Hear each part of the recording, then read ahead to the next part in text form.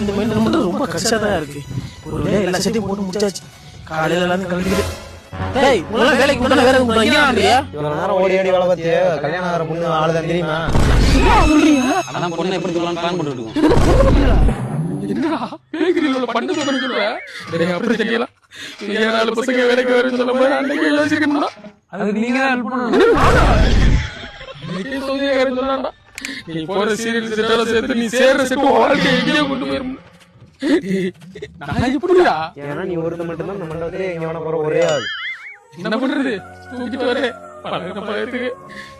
டேய் அந்த சீரியல் செட்டெல்லாம் கலக்கிக்கடா. கலக்கிக்கிறோம். வேற பொழப்பு தெரியாதுடா.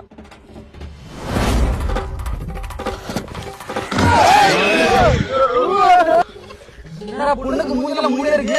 இவனே மாப்பிளை தூக்கிட்டு வந்திருக்க. இப்போதைக்கு வந்தா கரெக்டா வச்சுடா. இதுக்கு உடனே எனக்கு தெரிய மாட்டேங்குது. அவர் கரெக்டா தான் தூக்கிட்டு வந்திருக்காரு. மாப்பிள்ளை தூக்கிட்டு வந்தா கல்யாணம் அப்புறம் நடக்கும். ஏய் அப்ப எவனையா கூட்டி தாலி கட்ட வச்சிருவான்டா. டேய் நீங்கடா அந்த எவனையா நானா இருக்க கூடாது.